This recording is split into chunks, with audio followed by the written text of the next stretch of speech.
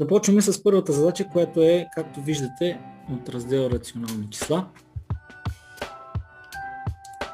Тук първо възможната обърквация е да тръгнат да правят преди умножението изваждането.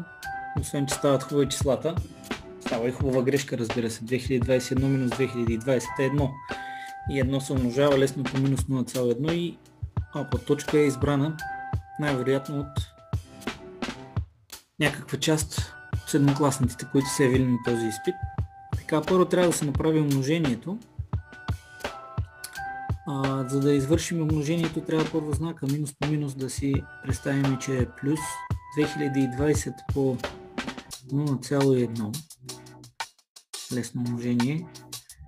2020 по 1 си е 2020 и вместо да пишем един ред нули тук, тази нула, която виждате най-отпред,